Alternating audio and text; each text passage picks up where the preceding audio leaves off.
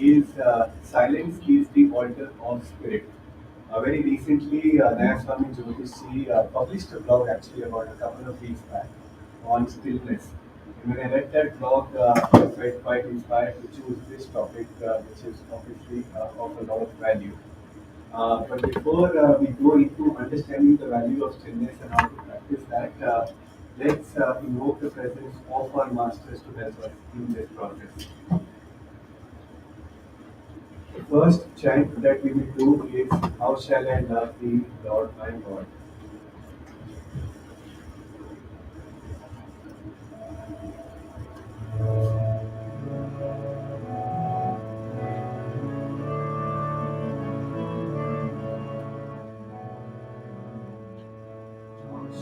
How shall I love thee, Lord my God?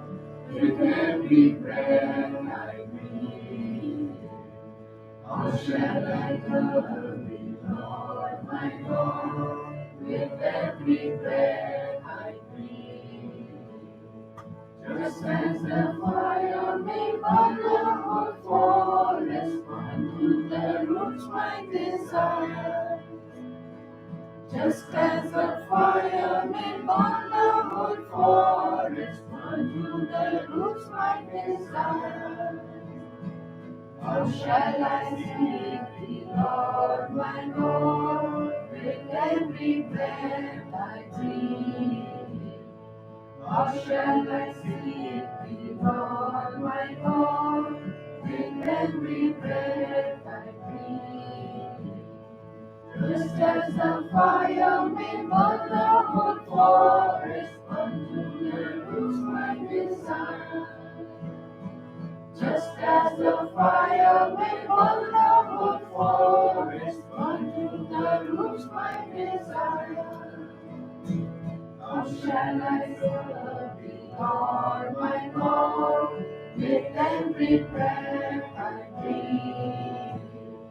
How shall I serve thee, Lord my God, with every breath I breathe? Just as the fire may burn the whole forest, unto the roots my desire. Just as the fire may burn the whole forest, unto the roots my desire.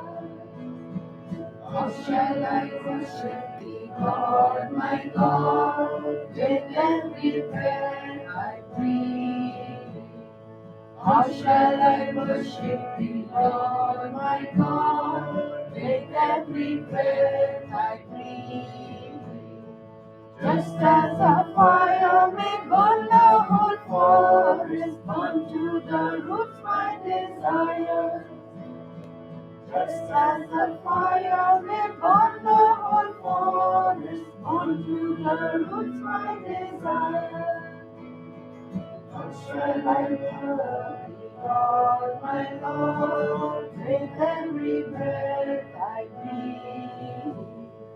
How shall I worship thee, Lord my God, with every breath I breathe? Just as a fire may burn the whole forest, unto the roots my desire. Just as a fire may burn the whole forest, unto the roots my desire. How shall I seek thee, Lord my God, with every breath I breathe? How shall I serve thee, Lord my God, with every breath I breathe? How shall I worship thee, Lord my God, with every breath I breathe? How shall I love thee, Lord my God, with every breath I breathe? How shall I love thee, Lord my God, with every breath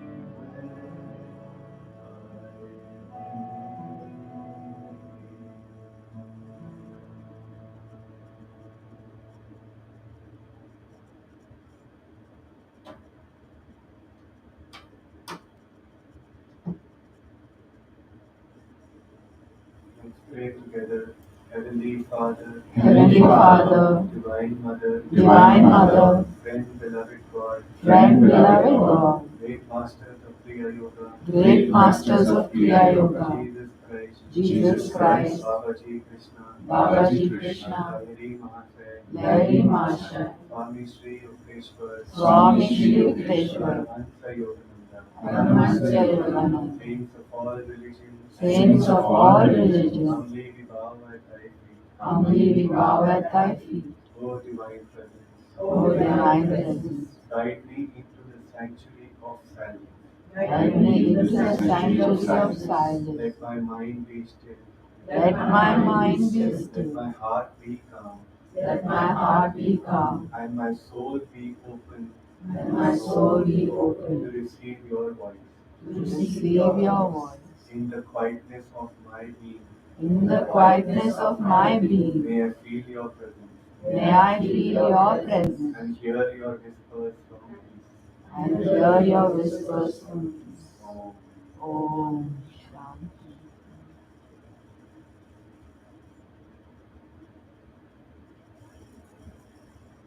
We'll do another chant before going into a brief meditation. This is who is in my temple.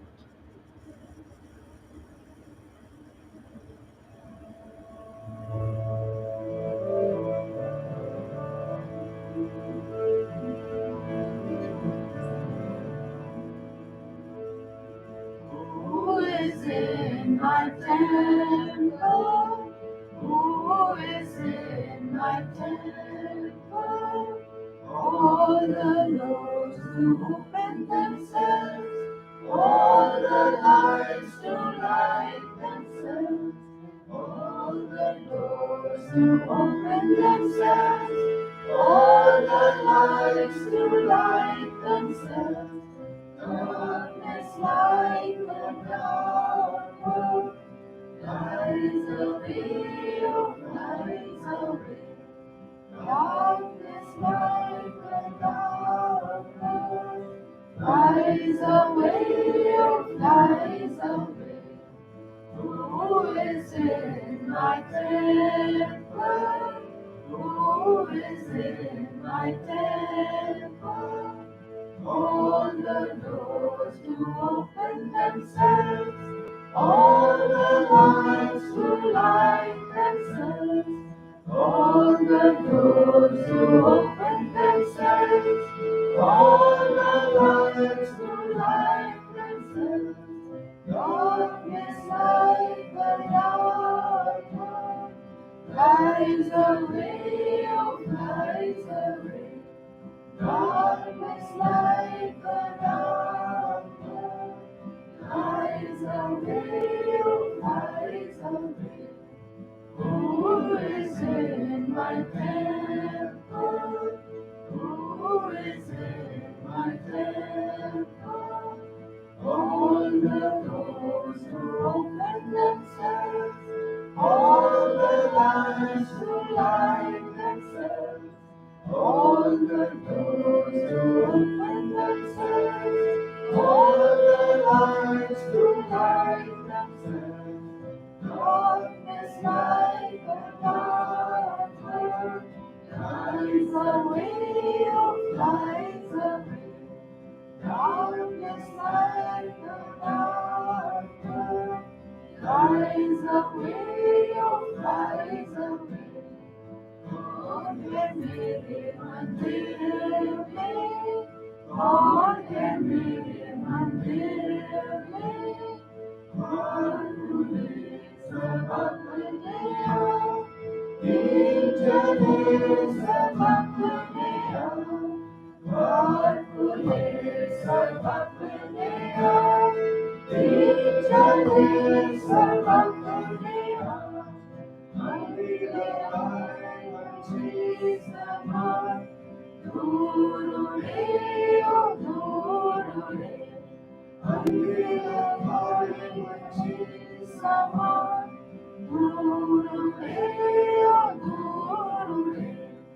Darkness like a dark cloud, flies away, oh, flies away. Darkness like a larva flies away, oh, flies away. Until the light of Jesus above. Ooh, yeah, ooh.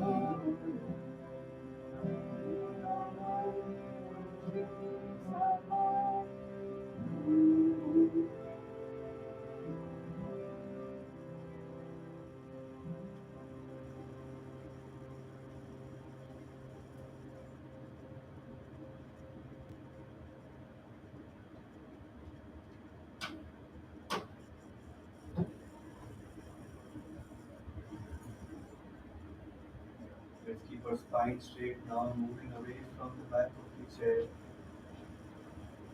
Eyes centered at the point between the eyebrows.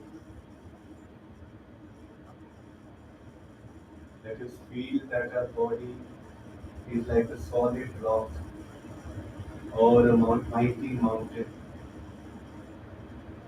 completely unmovable and glued to our seats. Let us practice a perfect stillness of the body, relaxing into this image, unfettered by the howling winds around us, without moving any inch or muscle. Let's call out to the Master to help us understand the depths of silence and to feel their presence.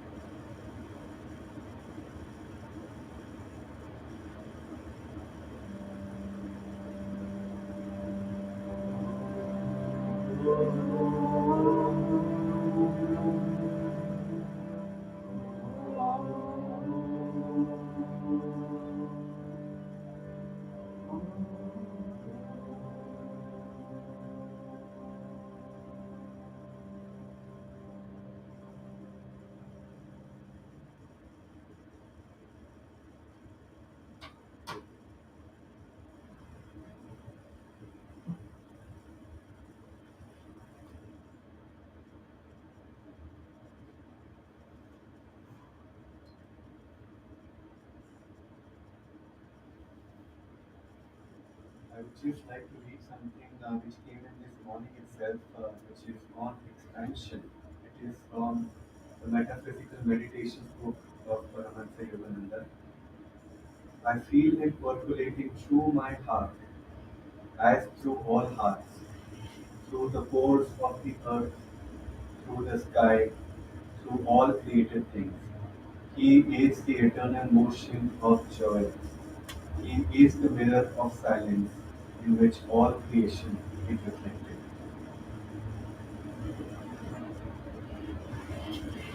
I would now like to invite Jignasa ji to do a reading from the Whispers of Eternity.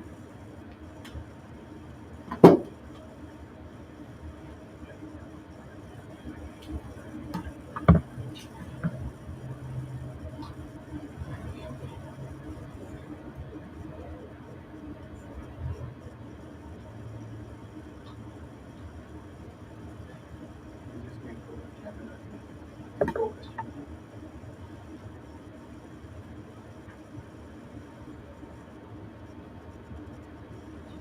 Friends,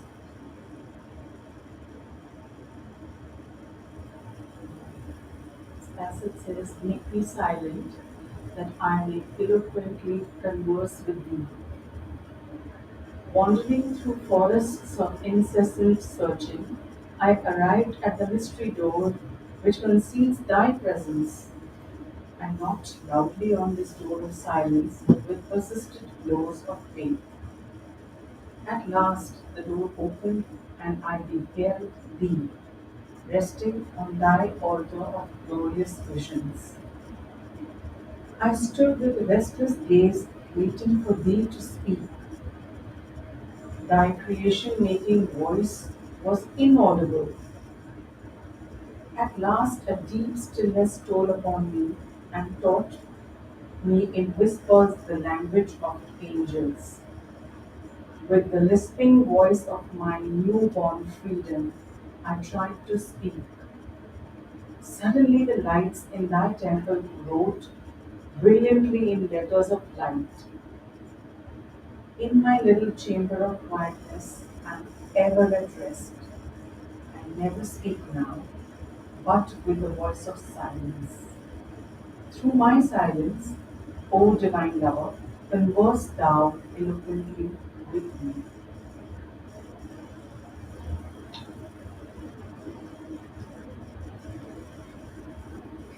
Thank you so much, Jignasa ji, for that wonderful reading, and I would like to welcome all of you once again to this satsang on this wonderful topic that Master used to say that silence is the altar of spirit.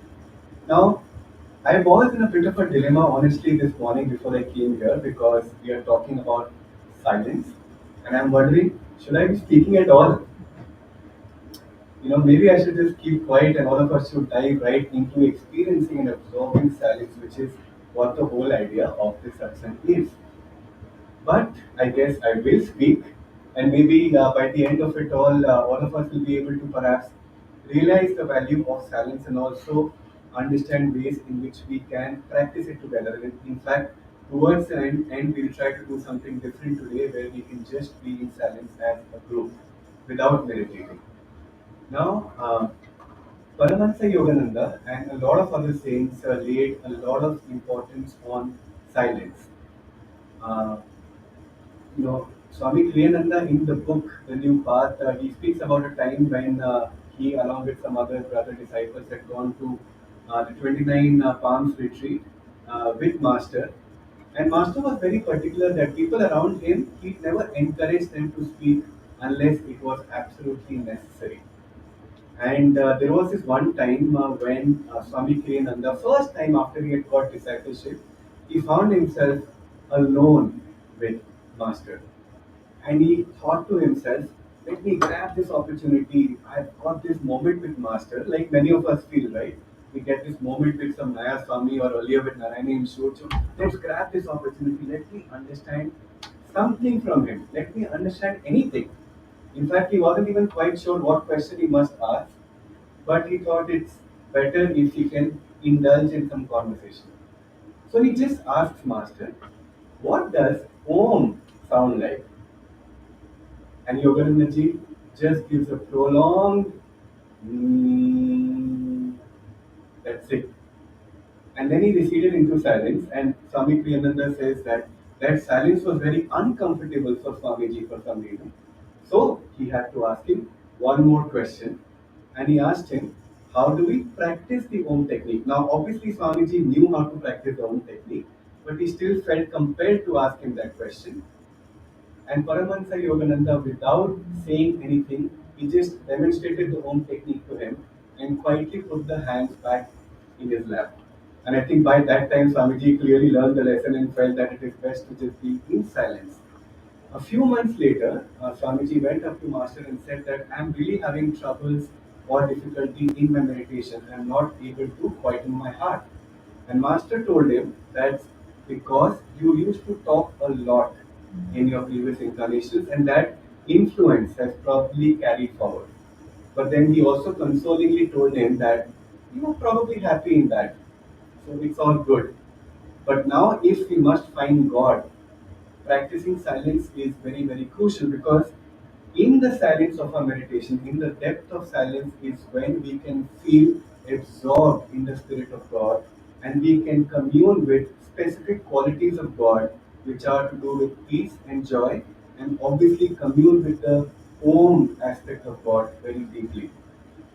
Now, if we must experience silence, if we must experience anything which is omnipresent, super conscious, vast cosmic ocean of spirit, we have to go beyond our own body and mind. We have to first of all get rid of ourselves.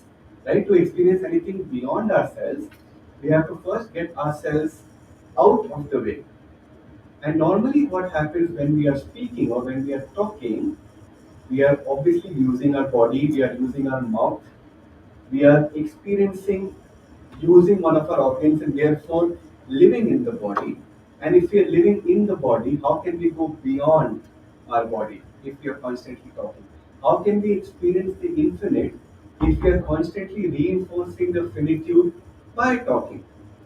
How can we experience that spirit beyond creation? We are constantly trying to perpetrate the reality of something which is completely unreal. We're trying to perpetuate the reality of the existence of a body and mind all the time, but that is unreal. All the saints have told us that this entire world is unreal. So why do we try to reinforce that so much again and again? And on the other hand, we are constantly negating the reality of what is real, which is the spirit beyond creation, which is our own soul. Uh, the first time I came to Ananda, one thing which I realized, I had gone to the Vatunde ashram and we got up in the morning and we meditated, and then I went into the breakfast area, and I was so pleasantly surprised to see that there was a sign next to the breakfast area saying breakfast in silence. And everybody was just eating, very comfortable with each other, next to each other, but eating in silence. And in fact, Yogananda ji advised that you should always have one meal in the day in silence. And somehow I think we have all been accustomed to just speak a lot. I mean, I'm in the corporate world. There are times when I have a lot of senior visitors coming from different countries, and I dread sitting in the car, going all the way from one end of town to another for a client meeting, and we're just left alone with them.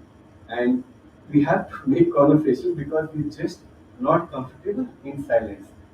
As a growing up, young boy or girl, I'm sure many of you would have experienced going to parties, and then suddenly you have nothing to talk about. And even if you are comfortable, you just think, oh, I may not appear cool at all. How can I not make conversation? So Somehow there is this compulsive habit or a desire to engage and be not comfortable in silence.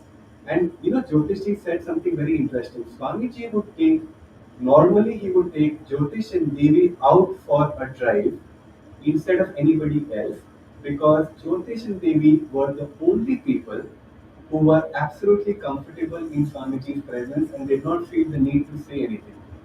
In fact, sometimes that habit comes into Ananda as well for us. When Naya Swami is coming to Mumbai, and many of us are hosting them for lunch or dinner, or we're taking them into their hotels, we try and also make conversation with them, saying, "Oh, how can we not talk to them, or how can we not understand something of spiritual importance?" But I can tell you, it's not necessary. And this is something that I need to learn as well. I don't think the Naya Swamis feel that as a compulsive need that we need to make conversation with them. So there are so many different ways in which we can learn and practice the art of silence. Now, uh, the blog which I was referring to on stillness, just to talk about a particular uh, study which was done. So Jyotishji refers to this study which was done, I think, in the month of May, so just about a month back. And the title of that study is called "The Shocking Way Our Brain Changes After 3 Days of Silence." Now, here is a brief summary of the findings. And these benefits, obviously, we know that there are spiritual benefits, but the study here clearly talks about physiological as well as psychological benefits of practicing silence.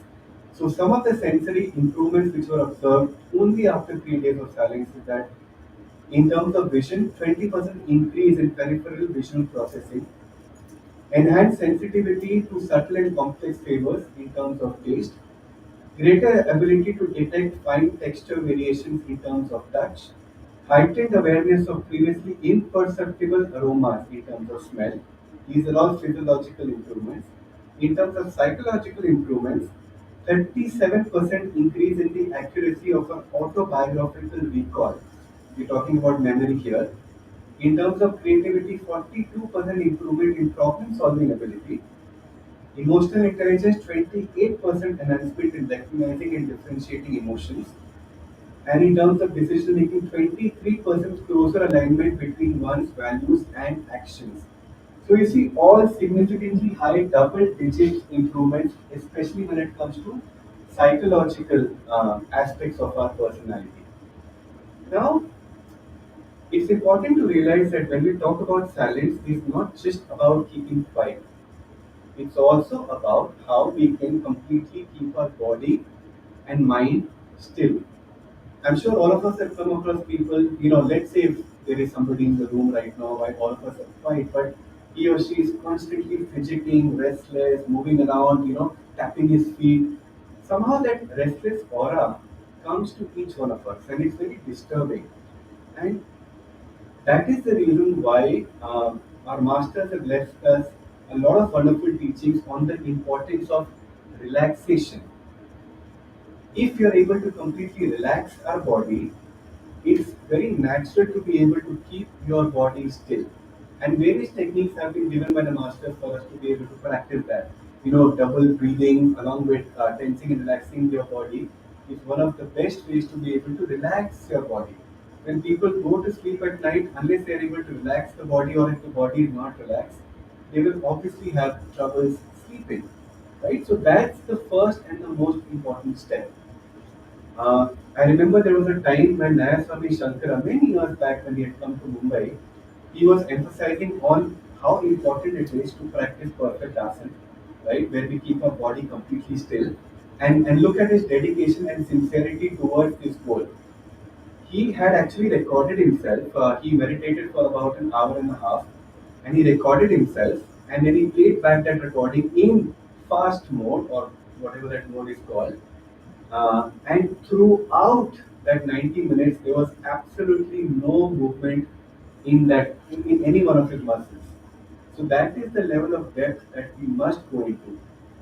Uh, Master has also given an example where one of his devotees came and asked him, "How do I go deep in my meditation? My mind is always restless."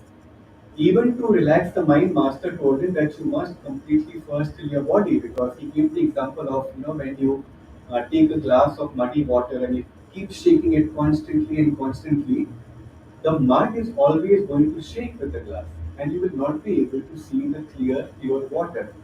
But if you keep the glass on the table and don't do anything, don't go into fancy techniques of meditation, just keep the glass on the table, even if nothing happens, the mud will automatically settle down, and the purity of the water, which in this case represents our soul, will come out in its pristine clarity by itself.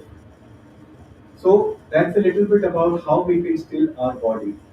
Now, how do we still our mind? And I think that's a greater battle that all of us really struggle with.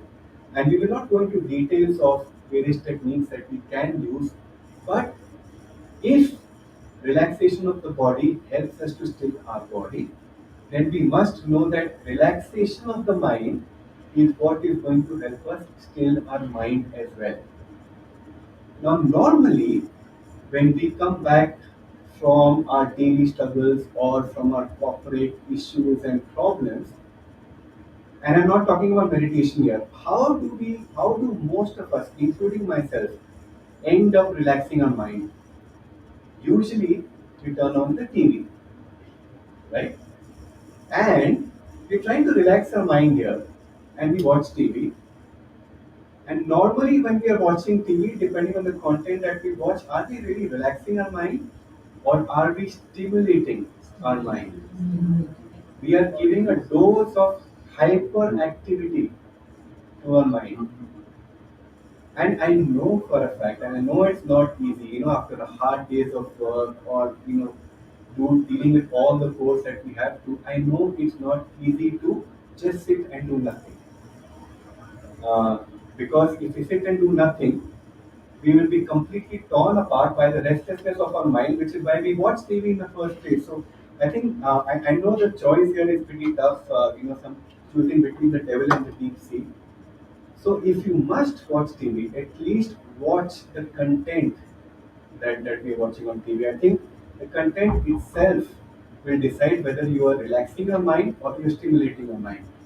So if you must watch TV, why don't we try to watch the life of saints, both Indian saints as well as Jesus Christ and so many Western saints? I can tell you, not only will you be able to enjoy, but you will completely relax yourself by doing that. And then that relaxation of the mind will naturally lead to much, much greater stillness in your meditation.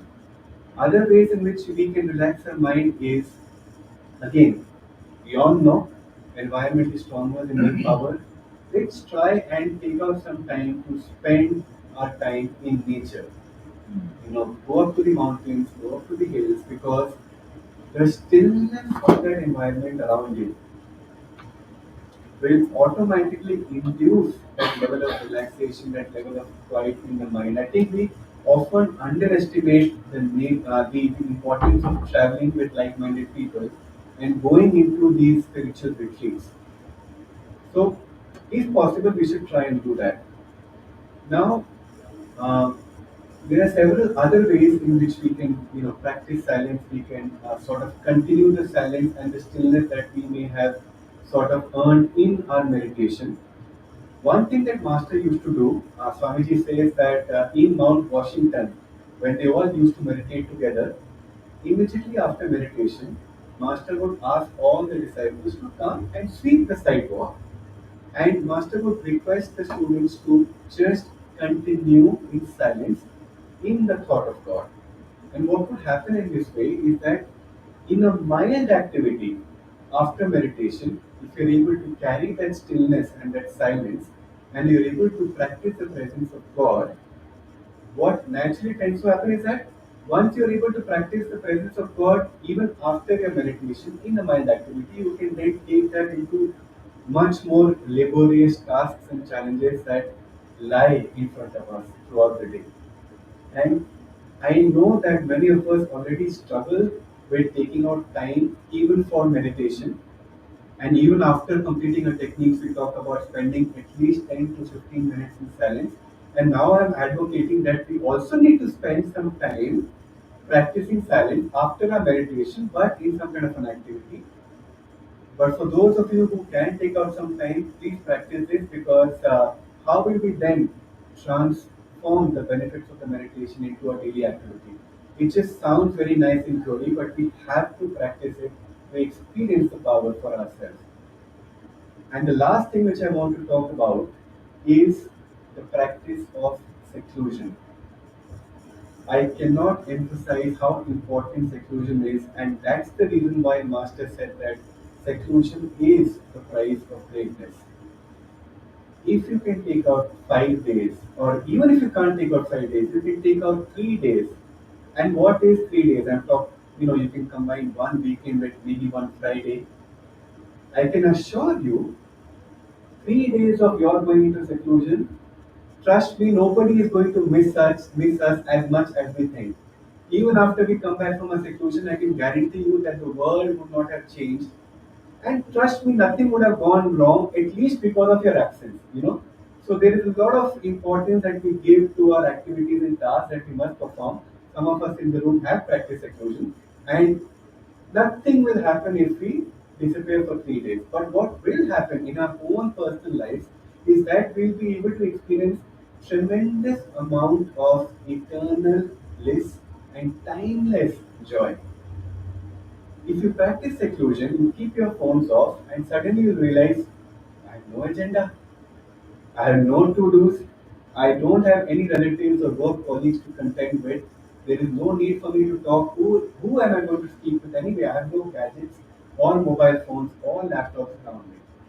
And even if you get fidgety, nature will naturally help you to recede into perfect relaxation and to feel that inner peace. That outward form of identification will quietly begin to disappear.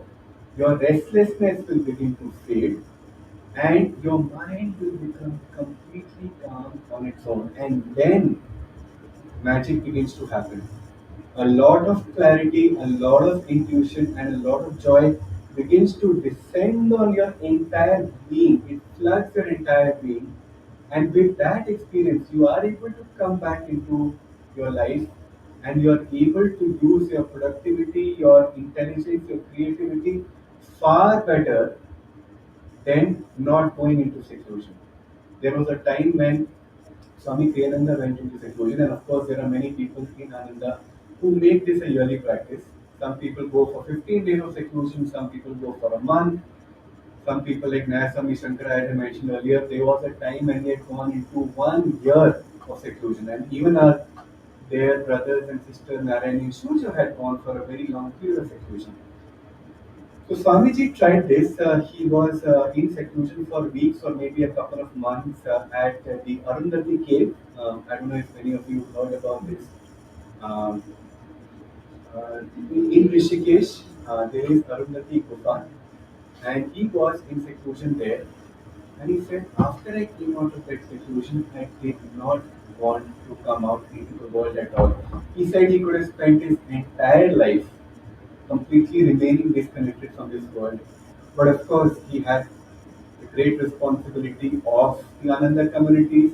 And as you heard Jyotish and Devi ji earlier today, if Swamiji had not done what he did, none of us would be here today gathering around in different centers, experiencing the great teachings of Master. So, once again, I really stress upon the importance of taking out some time for seclusion. Um, because a restless mind is really, a devil's workshop. Even Swami Yukteswar ji, you may all remember the story, when he met Babaji, he was so excited that he went back and came back with a box of sweets so that he could offer it to Babaji, and Babaji had already disappeared by that time. And what does Babaji say to him later? You were full of excitement. I assure you that I was feeling extinguished in the ether by the gust of your restlessness. Can you imagine how beautifully he put this? So, to the end, I would just like to conclude by saying what Master said: live quietly in the moment and see the beauty of all before you. The future will take care of itself. Very good. Now we are going to try something. We're going to try something different today. Um, um, all of you who've been part of either a discipleship ceremony or a pre-initiation ceremony, you will notice that when the blessings are going on, there is perfect silence. Normally in a Sunday satsang, we play a chant and then we all sing together and we do aarti. Today, let us not do any chant. Okay, let us do the aarti and let us also take Master's blessings. For those who feel inspired, you may come to me and receive the touch of light. Then go to the altar to receive Master's blessings. But we will do that in complete silence. And as you see the others getting blessed, please pray for them. Please pray for all the turmoil which is going on in the world right now and just allow yourself to completely soak into that vibration of complete silence. And maybe if all of you are okay, we could also turn the AC off just for about 10-15 minutes while we're doing that. Right? Let's do the RT now. Please stand up.